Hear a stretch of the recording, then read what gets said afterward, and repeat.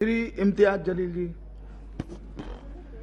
अध्यक्ष महोदय, 14 सितंबर 1984 को जब हमने द फैमिली कोर्ट्स एक्ट बनाया तो उसका मकसद ये था कि हम कंसिलिएशन के जरिए, यानी कि हम बातचीत के जरिए, समझौता के जरिए मामलों को निपटा सके।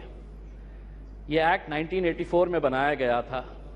आज तकरीबन 40 साल के बाद अगर हम सब ये सवाल करें अपने आप से कि क्या ये एक्ट बनने के बाद हमने इस एक्ट के जरिए फैमिली कोर्ट में जितने भी मामले आए हैं उनको इंसाफ दिलाने के अंदर हम कामयाब हुए हैं, तो दुर्भाग्यवश मैं ये कहना चाहूँगा कि हमारा जवाब नहीं होगा।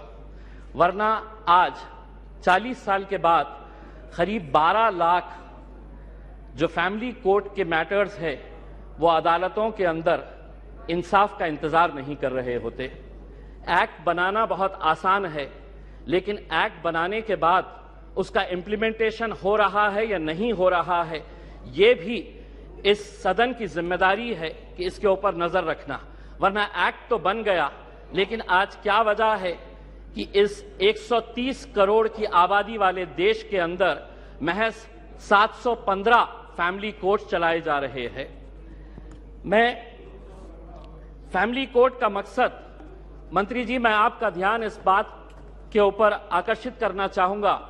अध्यक्ष महोदय, फैमिली कोर्ट्स का मतलब सिर्फ ये नहीं है कि पति पत्नियों का विवाद, कि बच्चा किसके कब्जे में जाएगा, बच्ची किसके कब्जे में जाएगी, एलिमनी की अमाउंट कितनी होगी, कब दी जाएगी, कैसे दी जाएगी, घर किसके कब्जे में जाएगा, किसके हिस्से में जाएगा।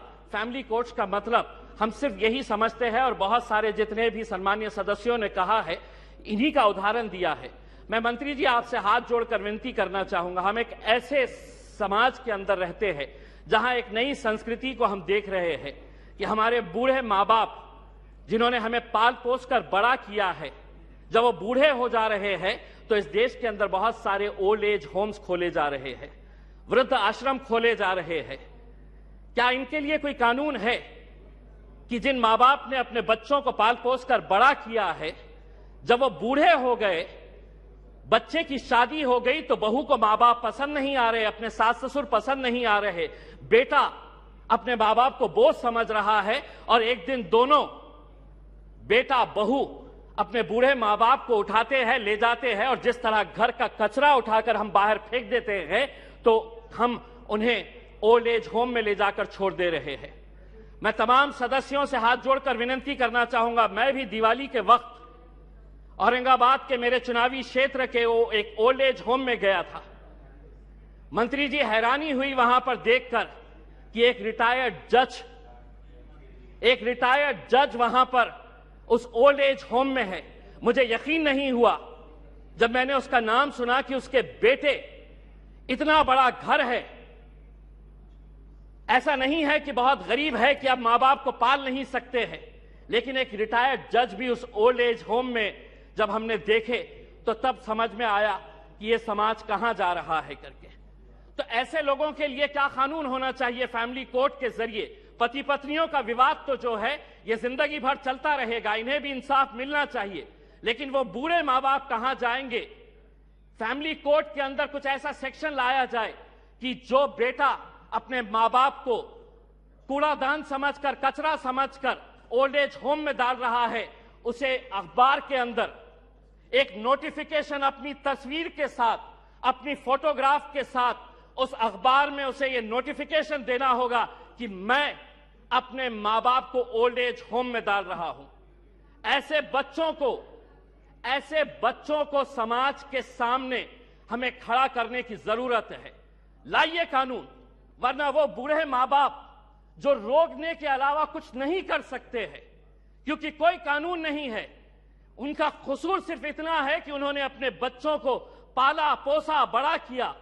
पूना में किसी ओल्ड एज होम के अंदर जाइए, ज्यादातर वो परिवार के बूढ़े मां बाप मिलेंगे कि जिनके बच्चे इंजीनियर हो गए, इंजीनियर होने के बाद वो यूएस में पैसा कमाने के लिए गए, पैसा कमा रहे हैं, लेकिन मां बाप के लिए एक कमरे का घर नहीं है तो ओल्ड एज होम में लेकर जाकर छोड़े। ये एक संस्कृति हम डेवलप कर रहे हैं। फैमिली कोर्ट्स के जरिए मैं मंत्री जी आपसे यह अनुरोध करना चाहूंगा कि आप कुछ ऐसा कानून इन लोगों के लिए भी लेकर आइए जो बच्चे अपने मां बाप को आज यहां पर ले जाकर छोड़ रहे हैं। मैं मंत्री जी आपसे एक सवाल करना चाहूंगा। अदालतें तो बन जाएगी, फैमिली कोर्ट्स का ये जो आप अमेंडमेंट लेकर आ रहे हैं, ये सिर्फ हिमाचल प्रदेश और नागालैंड से ताल्लुक है।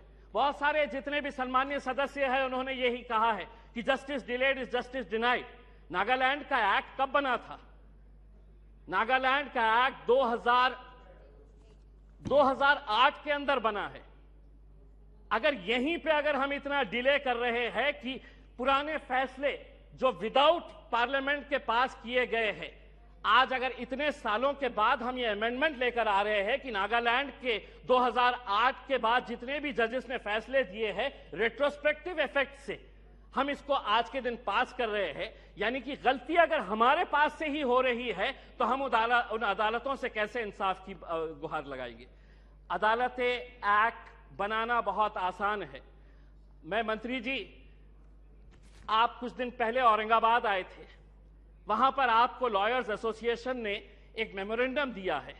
अगर से महाराष्ट्र की अदालतों की अगर हम बात करते हैं, 91 sanction post of high court जजेस है। अध्यक्ष महोदय, 91 पोस्ट ऑफ हाई कोर्ट जजेस है, उसमें से महज 56 जजेस है, यानी कि वैकेंसी आप देख लीजिएगा कि तकरीबन 40% वैकेंसीज है। अब मैं आपको अंदर की बात बताता हूं।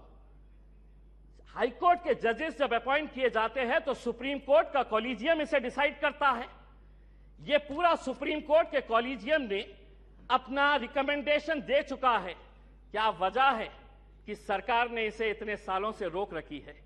क्यों नहीं आप अगर ये मानते हैं, सभी लोग कह रहे हैं कि पेंडिंग केसेस है, तो सरकार की क्या मजबूरी है कि हाई कोर्ट के जजेस जब सुप्रीम कोर्ट कॉलेजियम ने रिकमेंडेशन भेज चुका है तो सरकार क्यों रोक रही है? हम भी जानते हैं, विपक्ष अच्छी तरह से जानता है कि क्यों रोका जा रहा है करके, लेकिन आज जब आप जवाब देंगे तो हम उम्मीद करेंगे कि आप इन फैमिली कोर्ट्स के अलावा, क्योंकि आज आप एक्ट तो अपने आंकड़ों के जरिए पास कर लेंगे, लेकिन सिर्फ इमारत बनाने से इंसाफ नहीं मिलेगा। उस इमारत के अंदर उस कुर्सी के ऊपर बैठने वाले, ये सदन कोई मायने नहीं रखता है अगर वो ये स्पीकर की कुर्सी खाली रही तो। वो स्पीकर की कुर्सी जितनी महत्वपूर्ण इस सदन के लिए है, उसी तरह अदालतों के अंदर जजेस की कुर्सी भी बहुत मायने रखती है। लेकिन अगर आप ये मानेंगे कि नहीं, इतने करोड़ केसेस पेंडिंग है, तो कौन उसका निपटारा करेगा? आप ही करेंगे मंत्री जी, आप ही को करना है।